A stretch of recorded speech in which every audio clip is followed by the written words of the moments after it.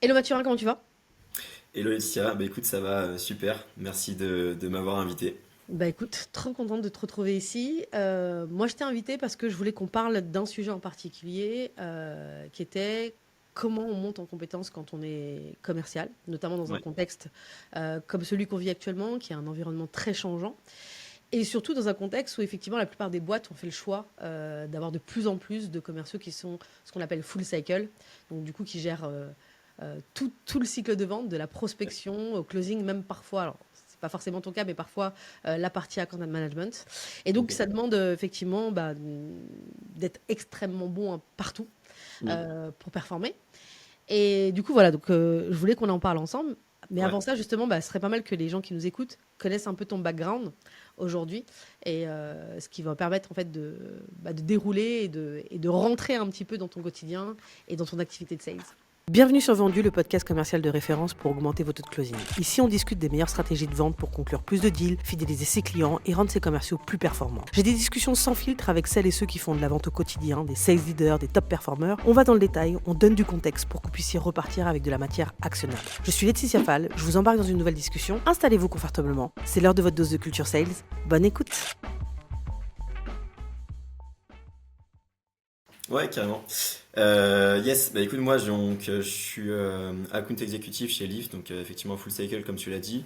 Il y a une petite partie d'account management, on pourra aussi en parler, mais qui reste assez à la marge pour le moment. J'ai fait avant ça 5 ans d'alternance, donc c'est mon premier CDI. J'ai fait 5 ans d'alternance uniquement sur des postes commerciaux B2B, donc 4 ans dans le secteur du retail, le secteur que j'adresse aujourd'hui. Et c'était important pour moi de pouvoir continuer justement sur ce secteur-là. Et ça fait le lien aussi avec la partie montée en compétences sectorielles et métiers dont on va parler aujourd'hui.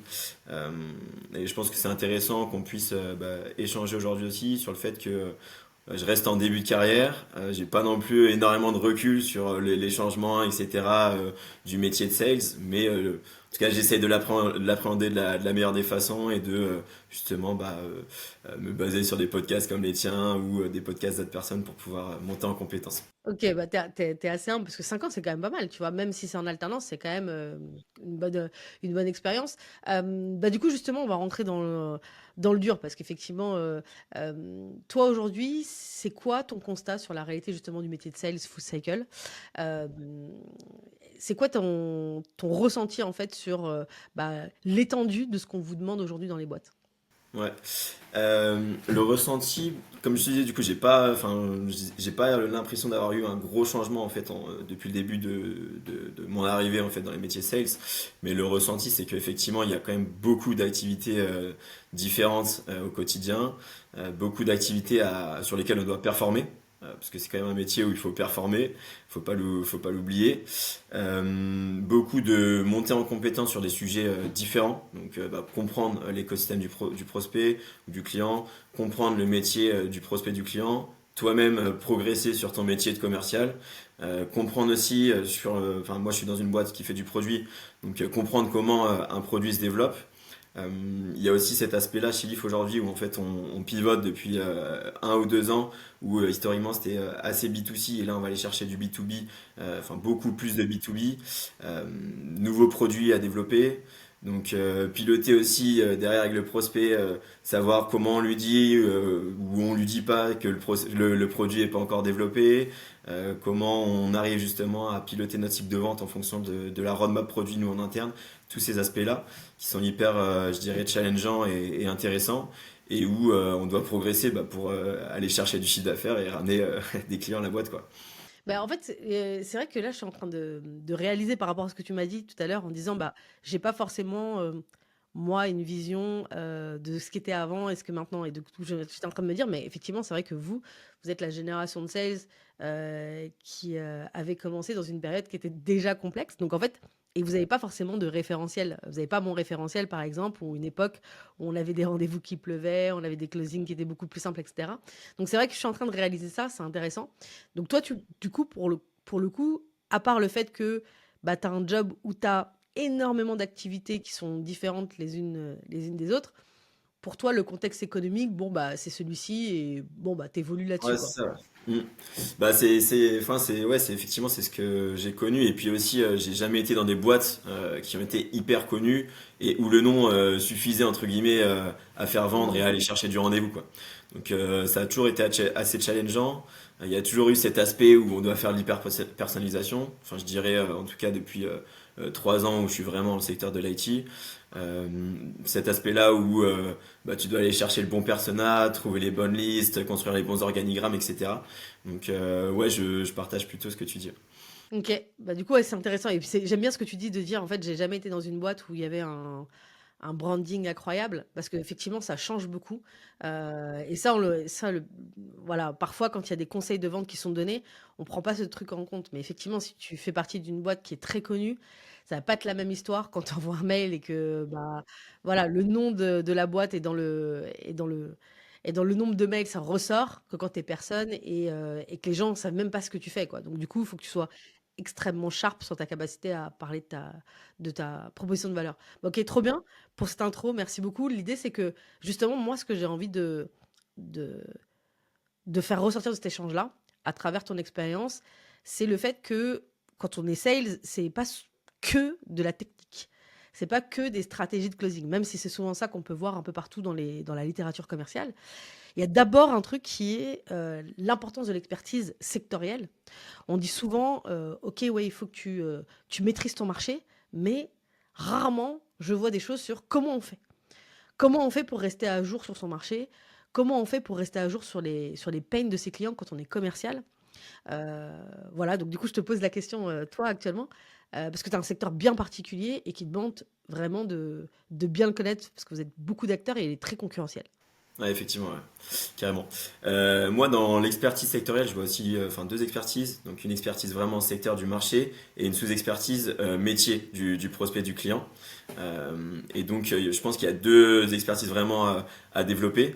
Sur la partie donc sectorielle, effectivement, le secteur que j'adresse, c'est le retail. Donc, c'est un secteur enfin, qui est énormément adressé, où il y a beaucoup de concurrence. Et la deuxième expertise, c'est la partie paiement. Donc GLIF, aujourd'hui, on fait du paiement. Et le paiement, en fait, pareil, il y a encore d'autres sous-expertises à développer, parce que le paiement, il est à cheval, en fait, sur l'ensemble du système d'information d'une entreprise. Donc le paiement, ça va jouer sur l'expérience client en magasin, donc le SI magasin.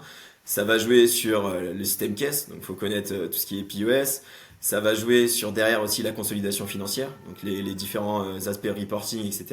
Donc il y a quand même beaucoup de sous-expertises à développer. Si on prend juste le secteur du retail, moi aujourd'hui, ce que je mets en place, déjà, c'est de prendre part beaucoup à des événements physiques. Et j'ai la chance avec Live cette année, enfin, ils nous mettent à disposition beaucoup d'événements physiques. On a pas mal d'abonnements dans des clubs, je dirais des clubs retail.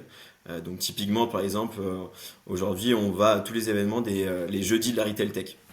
Donc c'est un jeudi par mois où des retailers sont rassemblés un matin autour d'un thème précis. Donc chaque jeudi, enfin tous les mois, le thème va changer. Et donc on va avoir accès à des conférences, on va avoir accès à des échanges plutôt informels, je dirais autour d'un café, etc., qui va nous permettre de monter en compétence sur le secteur, comprendre un peu les différentes actualités, ce qui est important, ce qui vraiment est challengeant pour les retailers, leurs enjeux, leur roadmap, parce que souvent c'est sous forme aussi de retour d'expérience sur des projets qui ont été déployés. Donc ça, typiquement, c'est une première solution. Ça permet aussi de se construire un réseau. On le verra par la suite, mais pour la partie prospection, c'est aussi hyper intéressant d'aller voir directement les gens en physique et ça permet de débloquer des portes derrière aussi plus facilement. Après, il y a une deuxième partie, moi je dirais plus au quotidien. C'est assez basique. C'était une technique qui nous a été partagée l'année dernière quand j'étais chez MC2I. C'est mettre en place des Google Alerts, tout simplement. Donc sur les comptes qu'on travaille, mais aussi sur les actualités du secteur.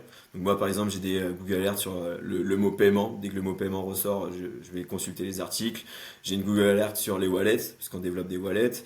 J'ai sur l'encaissement mobilité. Et je vais avoir aussi plus sur la partie système caisse. Enfin, des Google Alerts sur un peu tous les sujets qu'on adresse. Donc ça permet de rester en éveil, d'aller consulter les articles, d'apprendre, d'approfondir un sujet si on ne comprend pas, de demander aussi en interne avec les gens du product qui ont plus d'expertise que nous, de nous expliquer tel ou tel concept. Donc je vois ça.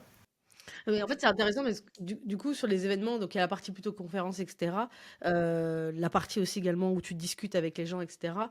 Est-ce que parce que souvent, tu vois, quand on est dans des événements, on a tendance à vouloir vendre. Est-ce que quand tu vas dans ces événements-là qui sont spécifiques, où en fait tu te dis, bah en fait c'est là où je construis mon réseau, c'est là où je commence à travailler en fait ma connaissance en fait des gens que je veux adresser.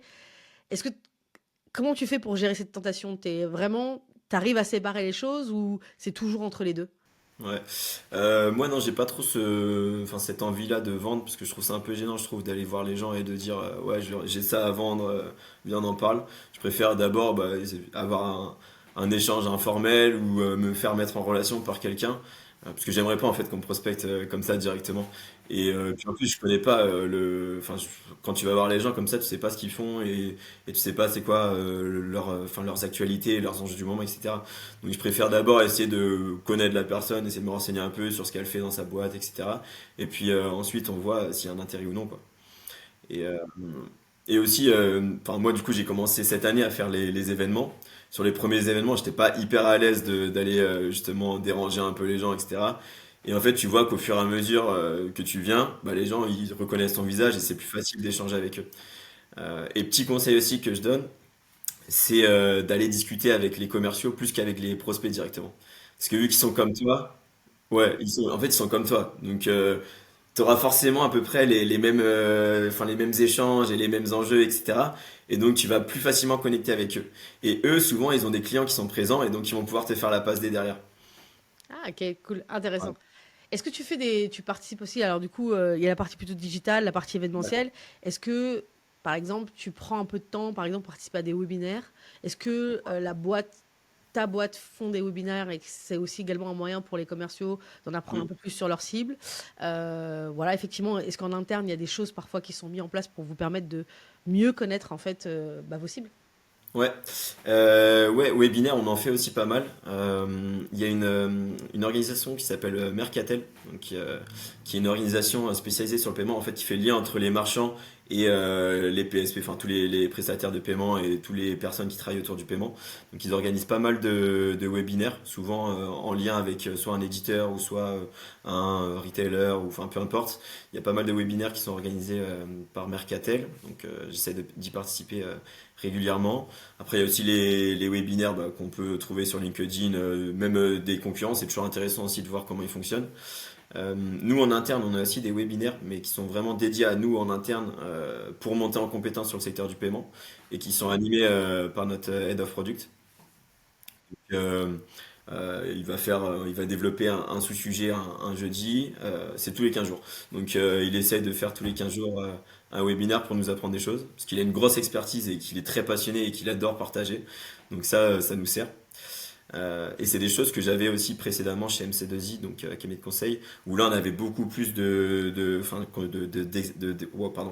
d'expertise pardon, à appréhender. Et donc tous les 2 semaines, il y avait un sujet qui était développé. Donc admettons sur les OMS, semaine suivante sur la data, semaine d'après sur de la supply. Enfin, Et toi, à ton avis, c'est des choses qui doivent être organisées par les boîtes? Par exemple, là, comme c'est le cas, ça a été le cas dans les deux expériences que tu as eues, où en fait, bah, tu as des gens qui adorent transmettre, et donc du coup, ils sont force de proposition là-dessus. Ou est-ce que pour toi, c'est quelque chose que, même si tu n'avais pas eu ça dans les boîtes, ce serait une initiative perso, quoi? En quoi, par exemple, là, tout le temps que tu mets sur l'expertise sectorielle, c'est vital pour toi? Ou c'est parce qu'en fait, c'est cool, en fait, tu as toujours été dans des trucs où il y a la culture de monter en compétences, donc ça a été le cas, quoi. ouais, je pense que le fait d'être dans une boîte où il y a la culture de monter en compétence, ça te met le pied à l'étrier. Mais ça reste vital de le faire pour avoir des échanges qui sont intéressants. Tu vois, typiquement, je te prends un exemple. Il y a 2 semaines, j'étais en rendez-vous avec un prospect et bon, je commence à faire la découverte, etc. On parle de sa roadmap plus IT que paiement. J'aime bien ouvrir sur l'IT en général et puis savoir un peu les différents projets qu'il y a. Parce que ça permet aussi de cadrer, savoir si il y a juste un projet paiement ou s'il y a plusieurs projets et tu sais que le projet paiement il va arriver il y a à court terme ou alors il va être décalé un peu plus loin. Et donc le prospect me disait qu'il voulait changer tout leur schéma directeur IT, qu'il voulait mettre en place un OMS, etc. Donc c'est un outil ça s'appelle Order Management System, donc pour gérer les commandes. Et de par en fait l'expertise que j'avais développée chez MC2I, je connaissais pas mal d'éditeurs d'OMS et je lui dis ouais, vous avez pensé à consulter tel éditeur et en fait la personne n'avait pas du tout pensé à ces éditeurs-là. Donc elle m'a remercié et derrière elle allait organiser des rendez-vous avec les bons éditeurs. Ça permet de prouver un peu ton expertise, ça permet aussi d'apporter de la valeur et d'apporter une ressource à ton prospect. Donc tu vois typiquement ça c'est des choses je pense qui permettent de nourrir l'échange et de nourrir la réflexion quoi. Surtout que toi, tu es dans un secteur ultra, concurrentiel, hein, sur, les 2 quoi. Effectivement, comme tu disais, le retail et le paiement et donc effectivement, tu dois sortir un petit peu du lot. Donc pour toi, effectivement, c'est quelque chose d'hyper tu pas juste là pour pousser un produit, tu es aussi là pour pousser, hein, une expertise, et dire: «Voilà, je vais vous accompagner, sur ce que, nous on sait faire, mais j'ai la capacité aussi également de vous donner du champ sur le reste», quoi. Mm. Ouais, et puis c'est, enfin même c'est toujours plus intéressant aussi d'avoir un échange constructif et pas seulement orienté produit, je trouve. Tu connectes plus facilement avec les personnes. Ce que j'aime bien faire aussi, c'est du coup apporter deux trois valeurs à la fin du rendez-vous dans le mail de suivi. Je vais mettre, tu sais, un lien vers un article et je dis, bah voilà, la discussion m'a fait penser à ça, je vous partage cet article-là, n'hésitez pas à le consulter. Et toi, ça te permet aussi enfin, d'être en veille et ça te force à être en veille parce que du coup, tu dois trouver des choses à partager à ton prospect. Ouais, des trucs adaptés, genre pas un truc bullshit quoi. Mais du coup, il y a un truc intéressant que j'ai, bien aimé dans ce que tu dis, qui est quelque chose que je partage beaucoup dans mes contenus, c'est le fait de quand on a une découverte client, c'est d'essayer d'avoir une discussion au départ, de poser des questions très macro et pas micro, peu importe son secteur d'activité, mais les gens ont tendance, par exemple, je sais pas si tu es RevOps, tu vas avoir tendance, tu as une solution à parler directement des outils de prospection de la boîte. Là, comme tu le dis, toi, tu vends une solution de paiement, il y a des sales qui ont directement le réflexe de parler de paiement. Bah, ok, on parle de paiement, donc je vous parle de mes solutions. Et j'aime bien en fait le fait de dire, bah, en fait, moi j'aime poser des questions qui sont beaucoup plus larges. Dans ton cas, c'est la question, c'est les questions de système d'information. C'est quoi les projets global tech? Et ce qui te permet en fait aussi également de pouvoir voir la priorité de ton projet et surtout aussi également, j'imagine, les obstacles, non? Bien sûr, ouais. Ouais. Mm. Et c'est pour ça que je te parlais aussi de sous-expertise métier, comprendre le métier du prospect. Ça permet justement de se mettre à sa place et de savoir un peu comment lui il se positionne par rapport à tous ses projets, quoi. Et bah, justement, parlons de ça, parce que là, tu me parlais beaucoup de la partie sectorielle avec les événements, et cetera. La partie métier, donc c'est quoi? C'est à travers les rendez-vous, commerciaux que tu arrives à déceler ça? Ou est-ce que tu arrives aussi également, je sais pas, avec le marketing qui généralement bosse beaucoup plus sur les sujets de persona, et cetera, ou job Sweden? Comment tu arrives à mieux connaître leurs problématiques du moment, quoi?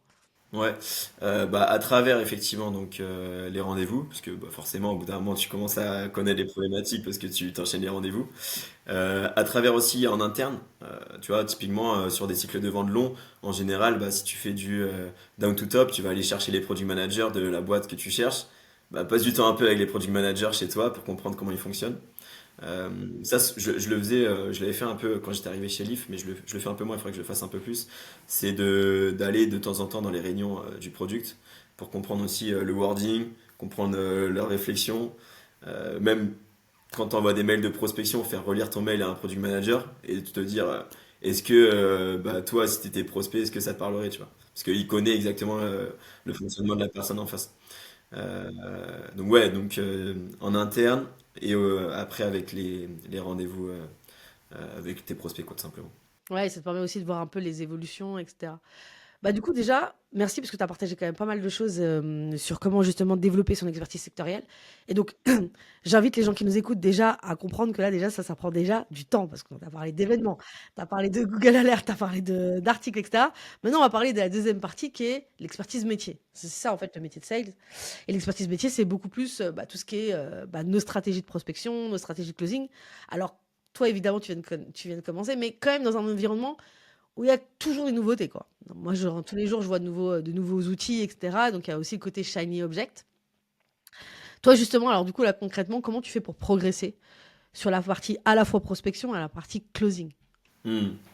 Moi, tout ce qui est outils, on n'a pas trop la possibilité d'en prendre chez Leaf. Et donc, je me base pas trop sur les outils. J'aimerais bien, mais c'est pas possible. Parce que, en gros, nos investisseurs, c'est des banques. Et donc, on dépend de l'IT d'une banque. Et donc, tout ce qui est extension Google, etc., on peut pas trop en prendre. Donc derrière, ça rajoute aussi de la complexité et du temps, parce que du coup, je suis obligé de passer un peu de temps sur mon ordi perso pour avoir ces extensions-là. Donc, typiquement des Casper, des Lusha, etc. Je peux pas trop les mettre. Donc sur la partie prospection, moi, je vais beaucoup me baser sur les podcasts. Tout simplement écouter pas mal de podcasts. J'aime bien écouter les podcasts, même quand tu travailles. Enfin, ça reste du travail au final de progresser. Donc, j'écoute les podcasts, les tiens, vendus. Je regarde aussi beaucoup la chaîne de Quentin d'Espace, ouais, que j'aime bien. Les héros de la vente aussi, que j'aime bien. Ouais, il y a deux, trois podcasts comme ça que j'écoute, que ce soit au travail ou peut-être en dehors aussi de temps en temps. Quand je vais courir ou quoi que ce soit, j'aime bien écouter des podcasts. Après, se renseigner aussi sur LinkedIn, quand même, il y a quand même pas mal d'expertises qui sont assez intéressantes et où tu peux justement toi en retirer des choses que tu peux réutiliser au quotidien. Il y a aussi le fait d'échanger avec les copains qui sont sales. Donc chacun a ses petites ouais, ouais, ouais, j'aime bien. Chacun a ses petites spécificités et puis forcément tu fais ce métier de sales, donc ça veut dire que tu as fait une école de commerce avant, tu as des potes qui font aussi sales, donc tu as aussi toute une communauté comme ça qui se développe. Après, j'aimerais bien réécouter mes calls et tout, mais je peux pas, je peux pas prendre les outils. OK. Et du coup, la question justement que je posais, parce que tu vois, il y a la question de la faisabilité. On va parler à la fin de la partie comment tu gères toute ta partie organisationnelle, agenda, etc. Parce que c'est quand même le cœur du truc. Du coup, ouais, beaucoup de podcasts, beaucoup de ressources externes, etc. Quand tu dis par exemple, alors, est-ce que tu penses que le fait de réécouter ou de pas réécouter tes calls, ça a un impact ou pas sur ton closing ou pas du tout? Sur le closing, je sais pas. Enfin, en vrai, je peux pas te le dire. Je pense que j'ai pas assez de recul là-dessus. Je pense que c'est important quand même de réécouter, parce que c'est là où tu progresses, de voir les erreurs que tu fais. Enfin, c'est plus facile de voir les erreurs que tu fais plutôt qu'en direct. Après, tu as quand même des indicateurs aussi, même sans réécouter tes calls, de savoir si tu as réussi ou non un rendez-vous. Donc, tout simplement en lisant tes notes en fait. La semaine dernière, par exemple, j'ai fait un rendez-vous, je sais que j'ai pitché trop tôt et je sais que j'ai pas assez ouvert la découverte parce qu'il me manquait des informations dans mes notes. Et sur le coup, je me suis rendu compte en plus, parce qu'en fait, le prospect me disait qu'il avait des enjeux et qu'il avait, enfin, ses critères de décision et les critères de l'outil qu'il voulait choisir, c'était typiquement, enfin, c'était exactement ce que je vendais. Et donc, je sais que j'ai sauté sur l'occasion un peu trop tôt, tu vois.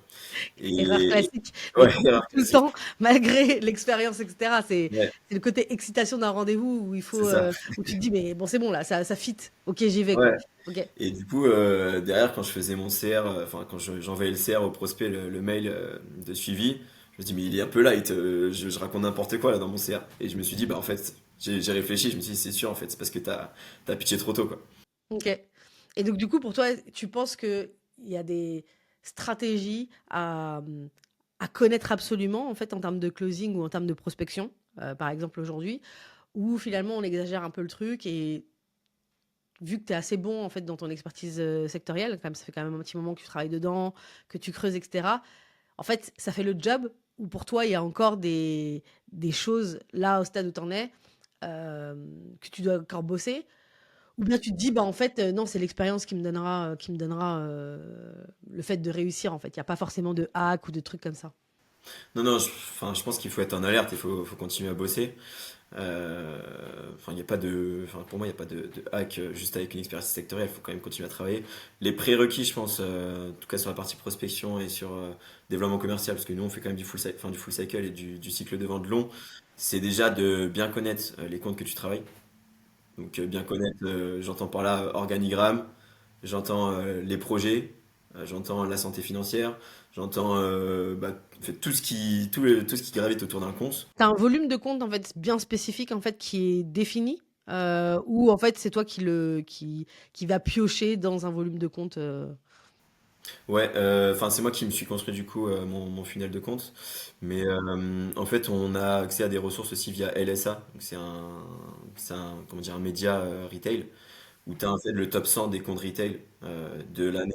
Et donc moi je m'étais basé sur ce top 100 là, et derrière après j'avais scoré les comptes en fonction aussi de nos solutions et de leurs projets, enfin de ce que je voyais sur internet, enfin sur les ressources que tu consultes pour faire tout ton travail sur les comptes.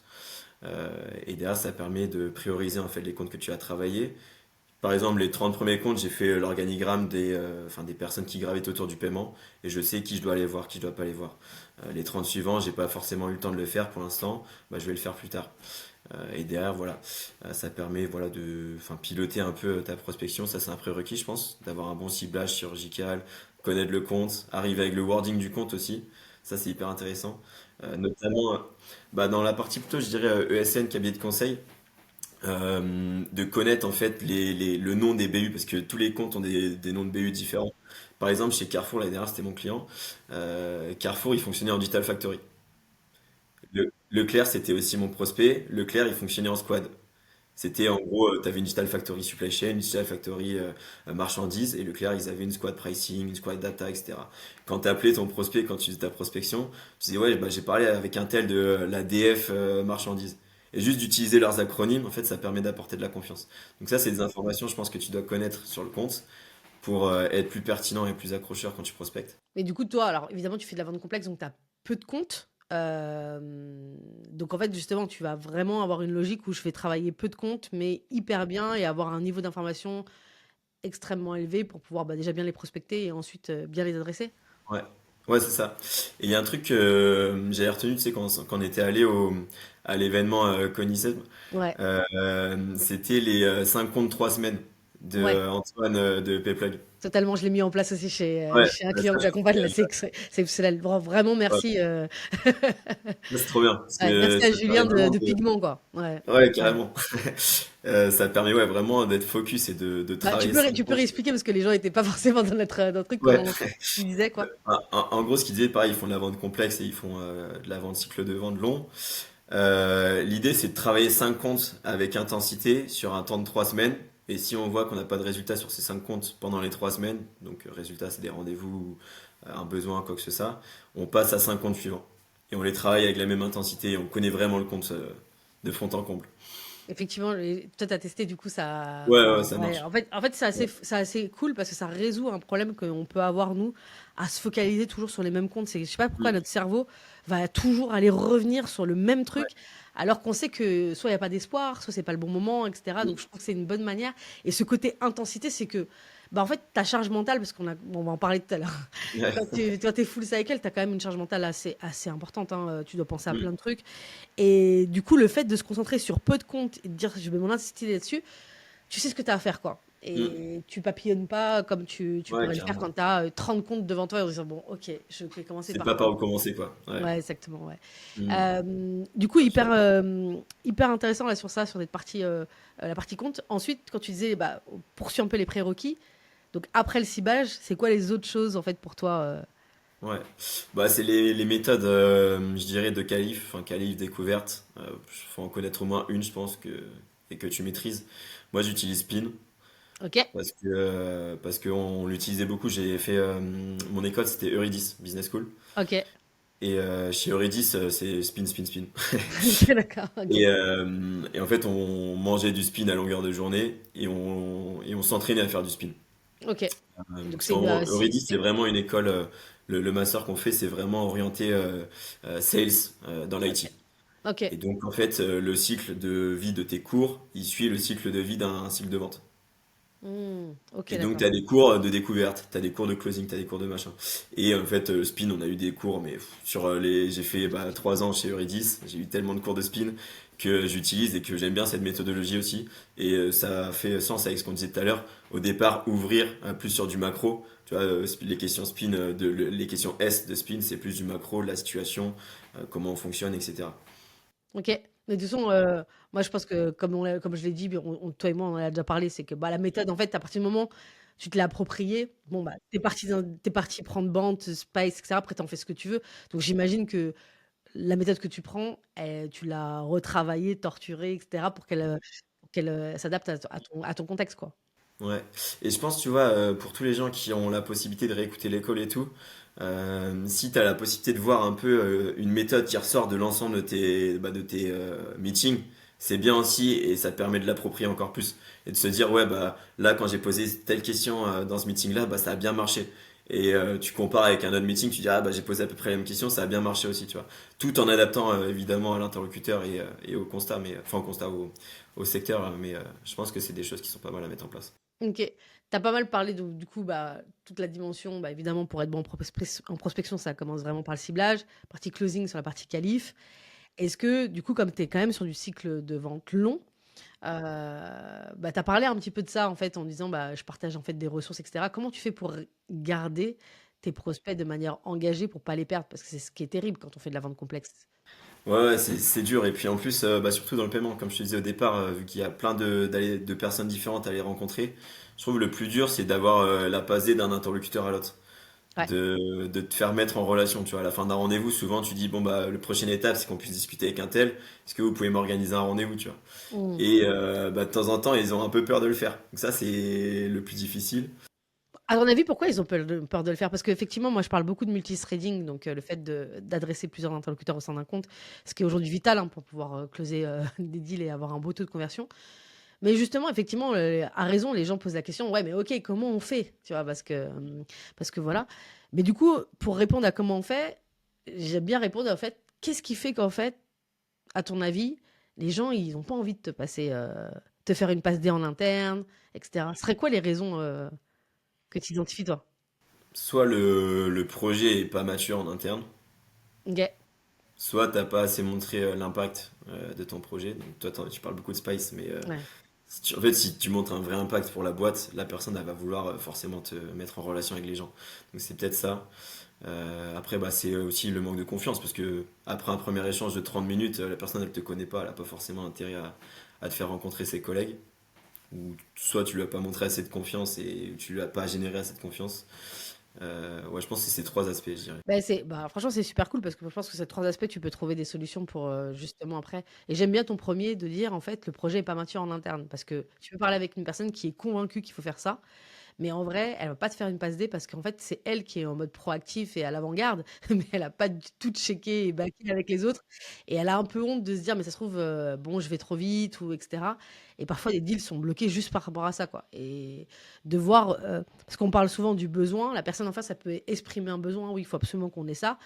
Mais la boîte, est-ce que le sujet est mature dans la boîte et c'est pas juste dans sa petite tête à elle? Ça, c'est une autre affaire, tu vois? Et donc c'est, quelque chose à identifier. Et du coup, ouais, justement, du coup, tu disais que c'était difficile. C'est quoi les trucs que tu mets en place? J'imagine qu'à chaque fois, tu innoves, tout le temps, mais pour essayer justement de rentrer, et d'avoir plus d'influence au sein des comptes? Mm.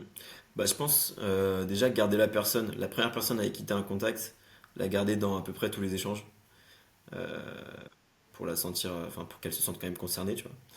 Euh, Si t'échanges, enfin si t'essaies de contacter quelqu'un d'autre après avoir rencontré cette personne-là et que, enfin, admettons la première personne t'as pas fait la passe D sur la deuxième, t'arrives à avoir un rendez-vous avec la deuxième, bah moi j'aime bien quand même mettre au courant la première. Je veux dire, je vais échanger avec un tel sur notre échange. Juste quand même pour avoir un peu de respect et pour dire je te bypasse pas, enfin, on pourra continuer à échanger dans le futur. Il y a ça. Après, c'est quoi les bonnes pratiques? Après, les bonnes pratiques, c'est tu sens aussi avec la personne si tu as une mini connexion qui commence à se créer. Euh, je pense que c'est aussi bien suivre, enfin faire tes mails de suivi de façon quali avec le résumé du mini projet qui commence à œuvrer dans sa tête, avec les pain points, surtout montrer que tu as compris enfin, à quoi le projet répondrait et mettre une next step claire dans le mail suivi si t'as pas réussi à avoir la next step pendant le rendez-vous. Mais, ouais. Mais le plus simple, c'est quand même d'avoir la next step pendant le rendez-vous. Ouais, ça reste toujours le plus simple. Et justement, en fait, est-ce qu'aujourd'hui, vous en êtes au stade, parce que vous êtes assez avancé quand même sur toute la dimension, montée en compétence des personnes internes sur la partie sectorielle, mais est-ce qu'aujourd'hui, c'est quelque chose sur lequel tu as de l'aide ou sur quelque chose où vous avez un début de choses sur comment, du coup, envoyer du contenu? Est-ce que c'est quelque chose pour l'instant que vous faites, notamment auprès de tes deals qui sont en cours, pour les garder intéressés, pour les garder, etc. C'est la grosse question et j'en parle tous les jours au marketing. Ok. Non, on commence à le faire, on le faisait pas du tout. C'est vrai que moi, je suis arrivé, enfin, premier sale sur la partie développement commercial dans le retail. Donc, j'avais pas du tout de playbook de vente, j'avais pas de template de mail, j'avais pas de référence marketée ou quoi que ce soit. Et donc, j'en parle beaucoup en fait au marketing et à la communication. Et on veut mettre en place justement une stratégie de contenu quand même beaucoup plus importante que ce qu'on fait à l'heure actuelle. Marketer les références, voilà, parce on travaille bien avec certains clients, donc pourquoi on ne le met pas en avant pour le moment. Produire du contenu autour de notre expertise. Nos product managers, ils ont pas mal d'expertise. Faut la ressortir et il faut la partager à l'externe.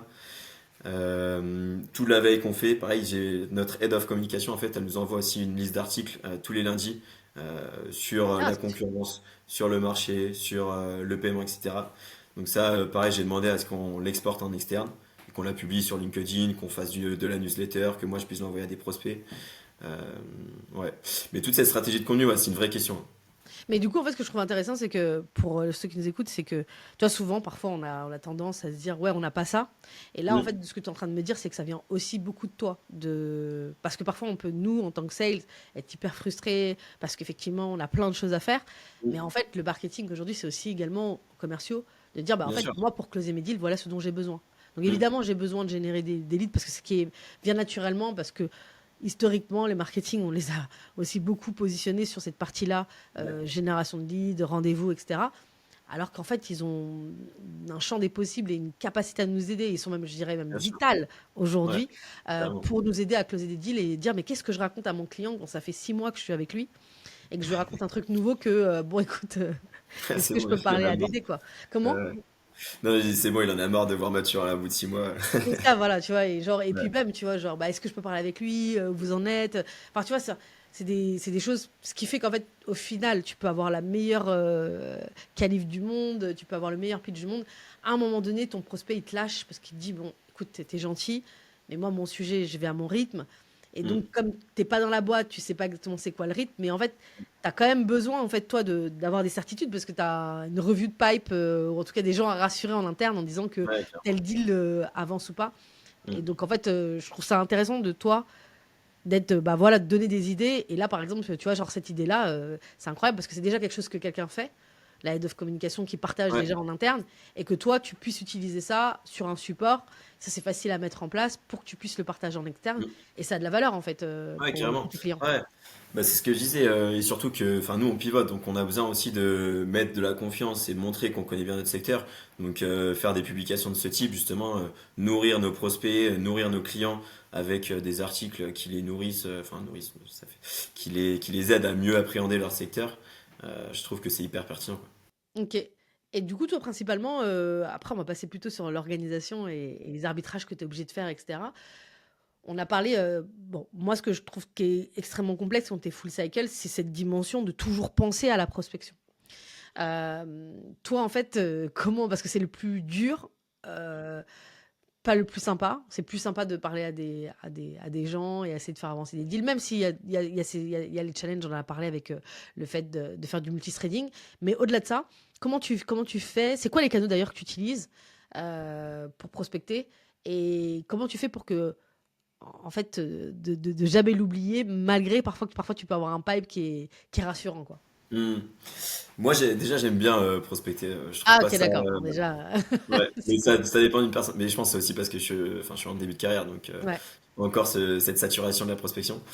Et je me dédie en fait des plages dans la semaine pour prospecter, même si j'ai plusieurs rendez-vous, enfin, même si le mois il est complet en termes de nombre de rendez-vous, en termes de volume et en termes d'opportunités. Je me mets des plages toutes les semaines pour prospecter. Je continue à faire du call call ok, parce que enfin, j'aime bien faire du call call, ça ne me dérange ok, pas. Je fais très très peu de mails, encore une fois parce que j'ai pas les outils pour le faire. ok, Et du coup, je peux pas faire de séquence et je peux pas faire de volume, en tout cas sur du mail. Quand je fais du mail, c'est vraiment très personnalisé, très très personnalisé sur des prospects que j'arrive pas du tout à avoir au téléphone. Là, j'ai pris un rendez-vous la semaine prochaine où il y a un intérêt avec un gros groupe du textile. J'ai fait une séquence, mais une séquence à la main. Tu vois, j'ai fait une séquence avec où je sortais des articles qui étaient parus où ils parlaient de leur projet, de leur truc. Je disais, ouais, par rapport à ça, ce serait hyper intéressant qu'on se voit. Après, mail suivant, pareil, je rebondissais sur une interview, enfin des choses comme ça. Mais je peux pas le faire sur l'ensemble de mes comptes, tu vois, ouais, je mais pourrais en pas vrai, passer. est-ce que tu as besoin de le faire sur plein de trucs? Tu vois, parce que moi, parfois, je vois beaucoup de boîtes qui veulent mettre des machines en place, qui veulent voir qui font appel à des potes à moi qui sont très bons en RevOps, etc. Mais en vrai, quand tu as un TAM qui est petit, ça n'a aucun intérêt, tu vois. Genre là, toi, effectivement, comme tu dis, bah, tu mets de l'intensité sur 5 comptes ou sur 10 comptes, bah, tu mets l'intensité pendant 3 semaines, tu fais ta campagne, et cetera. Bah, là, tu as décroché un rendez-vous avec un grand groupe où il y a un intérêt et moi, j'aime bien dire alors je te pose la question, est-ce que tu penses que la manière de prospecter, par exemple ça, cette manière-là d'avoir prospecté, d'avoir apporté vraiment de la valeur personnelle et cetera, est-ce que tu penses que ça va avoir un impact sur, le cours de ton deal, quoi? Ouais, je pense. Parce que dès le départ, avant même d'avoir un premier échange, tu montres que tu es déjà intéressé à eux et que tu es justement dans la recherche de leurs enjeux et de leur quotidien. Donc je pense que ça a un impact, ça crée un peu plus de confiance plutôt que juste une séquence classique où tu vas parler de toi, quoi. C'est ça et du coup, pour moi, c'est pour ça que j'en profite pour dire à l'audience, bah, comme tu es sur de la vente complexe et sur peu de comptes, même si tu penses que c'est un désavantage du fait que tu as un enjeu sécuritaire, très important, enfin, en ta boîte et donc du coup, tu peux pas utiliser tous les outils, bah, peut-être qu'en fait, finalement, ça te sauve parce que ça te permet, en fait, de pouvoir réfléchir à des approches, pertinentes, quoi. Ouais, non, c'est vrai, je suis d'accord.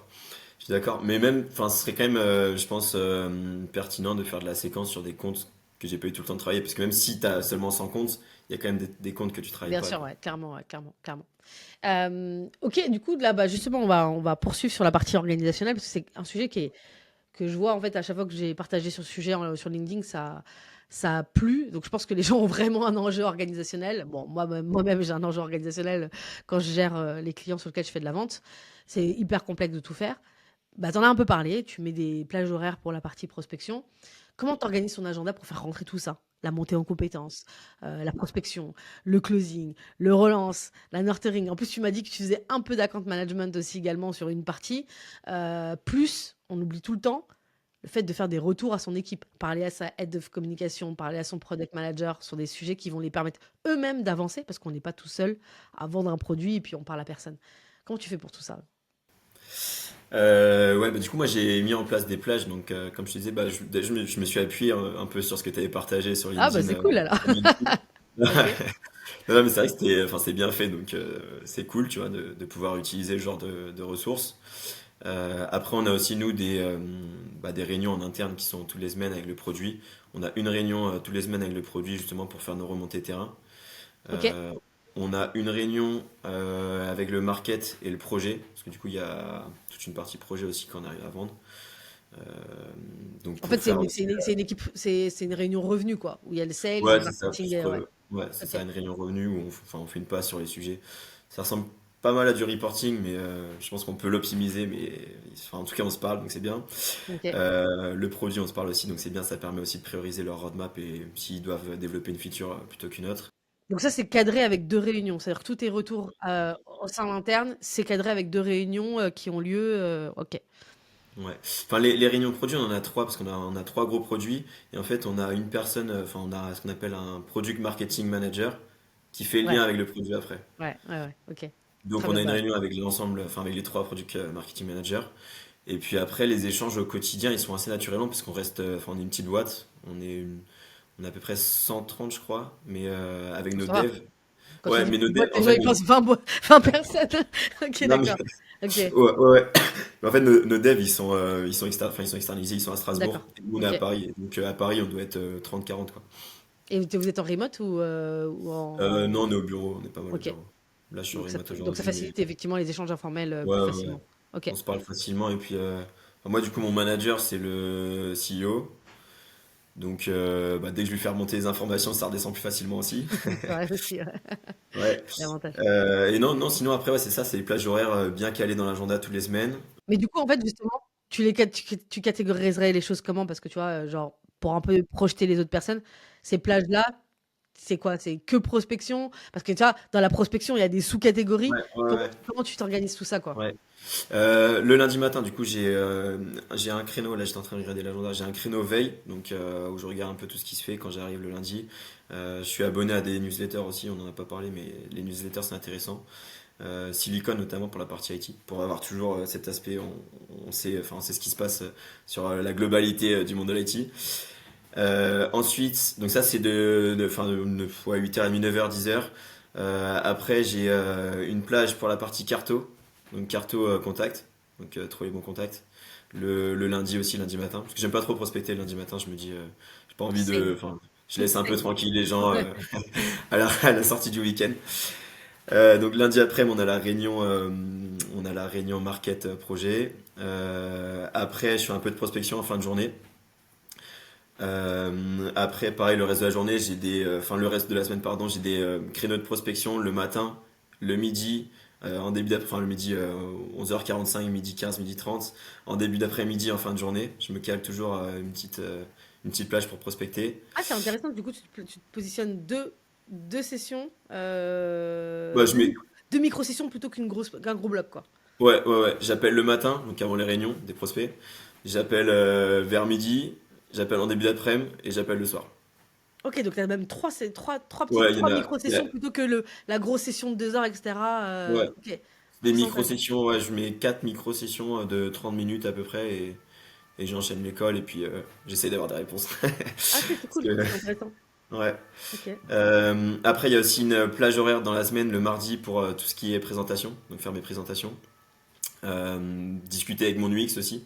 Parce que du coup, vu que le produit n'est pas sorti, il faut que je demande à l'UX de me faire les Figma pour Ouais, pouvoir bien faire des sûr. démos à mes prospects, à mes clients. Enfin, mes prospects du coup pour le coup. Voilà, globalement. Après, je laisse assez libre aussi pour les rendez-vous. Rendez-vous client, pareil. S'il y a un rendez-vous qui doit enfin, se positionner sur une réunion en interne ou quoi, je priorise toujours le rendez-vous client. Ok, d'accord, Juste- c'est intéressant. Toujours Ouais, rendez-vous client. C'est-à-dire que ouais, toujours tu rendez-vous fais client. sauter tu peux faire sauter une réunion pour le rendez-vous Ouais, client. Ok, ouais. d'accord. Ok. Enfin, on sait que c'est pas facile de voir les clients, donc je vais pas refuser un rendez-vous. Je préfère décaler une réunion ou avoir un feedback derrière avec une personne de la réunion plutôt que décaler un rendez-vous. Ok. Et donc, honnêtement, avec cette manière de faire là aujourd'hui, tu dirais que c'est ok ou tu dirais qu'à chaque fois, il faut que tu réajustes les choses tu trouves que tout rentre en fait par rapport à ça? Ou est-ce que tu as des moments de frustration ou même de charge mentale assez importants ou des moments où tu es obligé un peu de Ré ré ré comment dirais-je? Ouais, Ranger ta réorganiser. chambre quoi. Ouais, ranger ta chambre Ouais, quoi. ouais. Non, non, ça va, ma chambre est plutôt bien rangée. Euh, Non, en vrai, je trouve que ça va peut-être un peu la charge mentale de temps en temps de penser à tous les trucs et de se dire est-ce que j'ai bien fait ça, est-ce que j'ai bien fait ci. Mais du coup, je pense, pour réduire la charge mentale, bah, faut l'écrire, enfin, faut écrire ta to-do ou faut le mettre dans le CRM, tu vois, comme ça au moins t'es sûr de pas oublier. Et sinon, non, sur la partie organisation, je trouve que ça rentre plutôt bien. J'ai la chance aussi, du coup, nous, on n'est pas objectivé au quarter, on est objectivé à Ah OK. l'année. OK. Ouais, Donc effectivement. ça permet aussi enfin, de réduire cette charge mentale parce que tu te dis pas à la fin de chaque quarter, faut que j'ai fait tant. Ouais, Et vu que les cycles ils sont longs, bah, je trouve ouais, que c'est plutôt pertinent. ouais. Voilà. Si tu dois sacrifier parce qu'il y a des moments parfois quand on a énormément sur la partie full cycle en tout cas, il y a des moments, des choses que tu dois sacrifier. Si tu dois sacrifier quelque chose en fait, dans ton agenda généralement, c'est quoi que tu sacrifies? Ouais. Bah là, j'ai justement le créneau, je te disais, d'account management, c'est sur un client spécifique où justement on doit faire un déploiement sur pas mal de boutiques. En gros, c'est un centre commercial et on a vendu une solution qui permet d'accepter les moyens de paiement asiatiques. Et donc, il faut qu'on déploie sur l'ensemble des boutiques. Et c'est long. Et c'est long d'avoir les gens et de trouver la bonne stratégie pour déployer. Et donc en fait j'ai un copil, enfin j'avais mis en place un copil tous les semaines avec mon interlocuteur donc côté client. Là j'ai commencé à le laisser au CM. Enfin le CM va tout seul. Et OK. juste, je pense que je vais aller à un copil tous les je sais pas 4 semaines pour voir si les jalons sont respectés et puis si il faut faire avancer les choses quoi. OK, mais du coup, ouais, effectivement, toi, tu te concentres vraiment sur cette partie prospection, closing Ouais, et effectivement, si tu fais le reste, bah, c'est ça que tu sacrifierais, ouais. évidemment. Plus Comment comment tu gères ouais, pour non, quand non, comment tu gères justement quand tu as trop de pression, moralement? C'est quoi tes ouais. trucs à toi? Parce que c'est jamais pareil pour chaque sales, mais est-ce que tu le gères ou est-ce qu'en fait, non, tu le gères pas et tu verras parce que tu es en début de carrière et Ouais, je voilà? pense que je pense que pour l'instant, j'ai pas trop besoin de le gérer, je OK, dirais. Euh, OK, ouais. En fait, pour réduire la pression, enfin, enfin, je veux dire, si tu connais un peu ton sujet, je pense que la pression, elle se réduit assez naturellement. Je dirais, c'est ça, c'est le travail pour bien connaître ce que tu fais, quoi. Et pour, en tout cas, essayer d'anticiper un peu ce qui va se passer. OK et du coup, bah, on va arriver à la fin de cet Ouais. échange-là. Si là demain, bah justement, parce que tu dis que tu as peu d'expérience, mais quand même, tu en as quand même pas mal. Si demain, voilà, t'as un commercial ou bien quelqu'un qui était BDR et qui passe justement full cycle, parce qu'il y en a quand même Ouais. beaucoup. Et donc, du coup, pour eux, c'est nouveau, en fait. Mm. Ils étaient concentrés uniquement sur la prospection, ou bien certains étaient concentrés uniquement sur la partie closing en étant à eux. Là, aujourd'hui, il doit Ouais, faire tout le tout. C'est quoi le conseil que tu donnerais là, tu as plein de notifications, j'espère que c'est des ouais, closings. c'est mes Google Alerts. Du coup, qu'est-ce que tu donnerais comme conseil, en fait, pour qu'ils puissent level up dès demain? Ouais. Bah moi, je pense que le conseil, c'est d'essayer de trouver un secteur qui nous plaît, donc un secteur Ah, d'activité déjà, c'est pas mal, ouais. qui Déjà. nous plaît, Ok. et ouais, déjà d'apprécier, apprendre sur ce secteur-là. Moi, je trouve par exemple le retail, je trouve que c'est hyper passionnant parce qu'il y a énormément de sujets différents, et il y a énormément de choses à apprendre et il y a énormément de choses à améliorer chez les clients. Donc déjà, choisir un secteur en particulier, essayer de construire entre guillemets sa carrière dans ce secteur-là. Donc ça Ok. permet de gagner du temps en fait à chaque étape vu que bah, tu apprends une fois, t'as pas besoin de réapprendre un nouveau secteur à chaque fois. Et Et tu ouais, construis un réseau. s'organiser. Ouais, s'organiser. Ouais, c'est ça, se construire son réseau, connaître ses comptes, tu vois. Typiquement, enfin, quand j'ai fait le passage de chez MC2I à chez Leaf, vu que j'allais travailler des comptes retail pendant 2 ans, bah, je savais un peu c'était comment les organigrammes. Quand tu fais tes recherches sur SASNAV, tu sais les bons mots-clés à mettre, etc. Donc tu gagnes du temps. Donc ouais, je pense que c'est ça. Connaître le secteur, apprendre son secteur, et après bah, continuer à apprendre au quotidien, se renseigner sur tout ce qui se fait, podcast, sales, podcast, même sur la vie en général, je dirais, essayer d'être toujours en alerte, quoi. Ok. Et justement, tout à l'heure, tu parlais beaucoup de Colco, etc. Est-ce qu'aujourd'hui, le fait que tu participes à des événements physiques aussi également régulièrement, tu as un réseau qui se construit? Est-ce que ce réseau-là, aujourd'hui, t'apporte des leads? Ouais, carrément. Carrément. Et en fait, on a un gros événement physique là, d'ailleurs qui arrive fin septembre, enfin même deux. C'est des événements où tu as des one-to-one. Ah, Et donc, yes. en gros, c'est un événement sur 2 jours. Ça s'appelle les Retail Days et le deuxième s'appelle le Spot Retail Leaders. Et ça, c'est les gros, un peu les gros événements de l'année où tu vas avoir des one-to-one, tu as une dizaine de one-to-one sur les 2 jours. Et bah, ça te permet de construire ton pipe quoi, en physique. Tu fais tes demandes en préalable de l'événement et derrière ça te nourrit ton pipe. Et même sur les événements, bah, quand tu vas communiquer avec quelqu'un, quand tu vas parler, après tu vas lui envoyer un mail, tu vas dire ouais bah coucou, enfin salut, je te parle suite à cet événement-là. La personne va forcément, va accepter beaucoup plus facilement de te rencontrer par la suite. Je me posais toujours la question si c'était rentable, ce genre de choses, mais en fait, au final, de ce que tu dis, en fonction de ton industrie, c'est Ouais, pertinent, en fait, de faire ouais, 10 c'est calls. pertinent. Ok, ok. Après, enfin, je sais que ça coûte assez cher, j'ai pas les prix Ouais, en tête. en fait, ça coûte cher. C'est pour ça que je te posais c'est pour ça que je voulais en parler en disant que à chaque fois, moi, je me suis toujours posé la question. Je vais en participer à un pour la boîte que j'accompagne actuellement. Ça va être généralement, j'ai toujours tendance à dire non, non, on va pas mettre du budget là-dedans. Mais effectivement, quand tu es sur de la vente complexe et que tu as 10 rendez-vous et ne serait-ce que tu en as 5 qui sont pertinents, bon, tu as tout gagné, quoi. Donc, Tu signes un deal, t'as gagné. ouais, ouais, c'est ça exactement. Ouais, Donc, du coup, ouais. effectivement. Non, et Ok, puis nous, tu vois, enfin, ce que je te disais, on n'a pas toute cette partie outils, stack d'outils. Donc au final, c'est du budget qu'on met pas dans la stack d'outils, qu'on met ailleurs. Donc ok. c'est Et un du canal coup, d'acquisition qui est différent. J'ai l'impression que toi, chez Leaf, vous êtes vraiment à contre-courant de tout ce qui s'est fait Un peu, jusqu'à maintenant.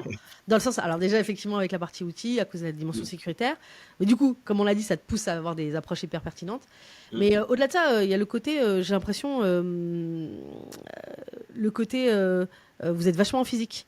Ouais, Tu vas beaucoup dehors. Tu sors ouais, beaucoup, etc. mm. Donc toi, ça aujourd'hui, à l'inverse, quand tu vois des sales qui sont que en mode visio, qui voient pas forcément leurs équipes, voire pratiquement jamais, Ouais. toi aujourd'hui, est-ce que c'est quelque chose que tu recommandes? Enfin, Ouais, carrément, carrément. tu Non, recommanderais. En fait, ton style de sales là, ce que tu vis actuellement, pour toi, c'est le meilleur moyen d'avoir des résultats?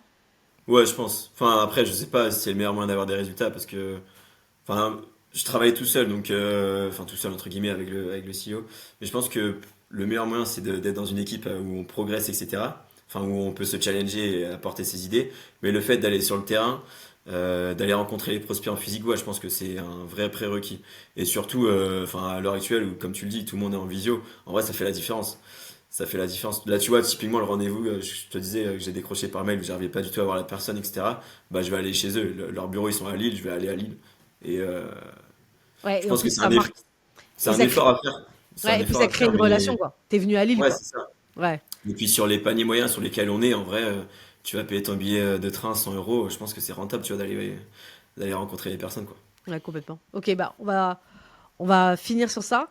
Merci énormément, Mathurin. Je sais que Bah, merci à toi. merci de m'avoir C'était accordé du intéressant. temps parce que je sais que pour les sales en ce moment, c'est la période Ça la va. plus compliquée. Donc franchement, C'est vrai, merci c'est vrai. énormément.